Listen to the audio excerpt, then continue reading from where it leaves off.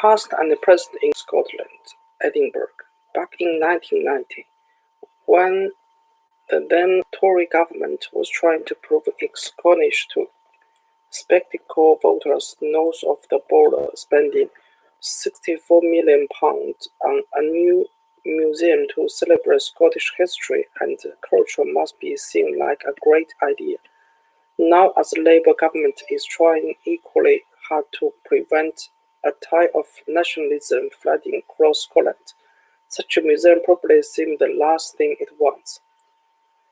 Wanted or not, the Museum of Scotland, an unashamedly modern home in Edinburgh for Scotland national treasure, will be opened by the Queen on November 30th, which just happened to be St Andrew Day. And once past the reception area, there-haired journalists are likely to find their worst fear confirmed.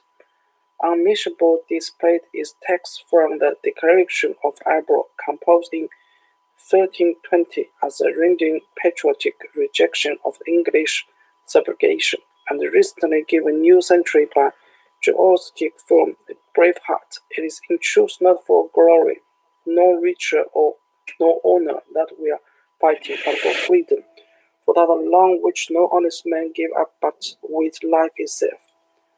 Hard by this slogan are more icons of Scottish nationalism, such as the Majormosky relic Archaic, which was carried into battle against English at Bannockburn by Rob the Bruce, but Mark Jones, the museum director and Englishman, does not apologize for these exhibits. Scottish national identity was mostly forged in the fight against England, he said, which is hard to dispute given that there has been 500 years of to and fro warfare across the border. Yet should the Unionists manage to get past the shows of patriotic fever, there is just as much to set the British heart beating. A case in devoted to the 1707 Treaty of Union, which Miss Jones admits looked like a full stop in Scotland's story when the exhibits were first planned, but now the Scottish Parliament is about to be reinvented, seems to be more like one half of a bucket.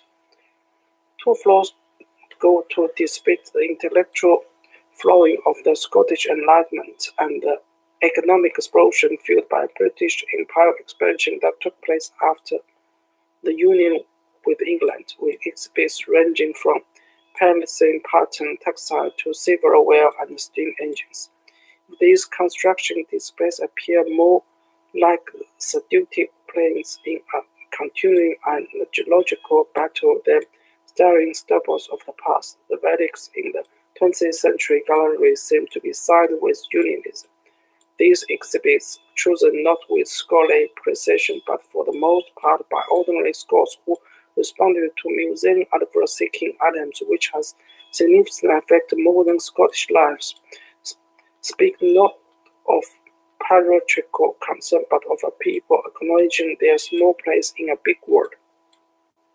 There's star flag of St Andrew, but there's also a washing machine, a bio-computer, radio and televisions, cars, and a pair of tires, slender toes, a recording of an astral voice, a virtual paint, a soldier's helmet, and so on. Even Tony Blair makes a guest appearance with an electric guitar.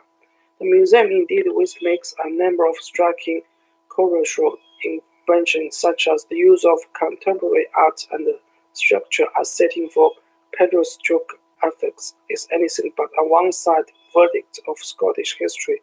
Rather, it offers evidence and arguments for visitors to make their own conclusions on where Scotland is now heading.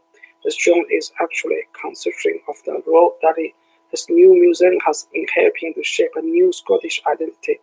There is considerable irony in that, given the ideological intent of the government, which proved the project. But says Miss Johnson, much of his talk is about the unintended consequence of government actions.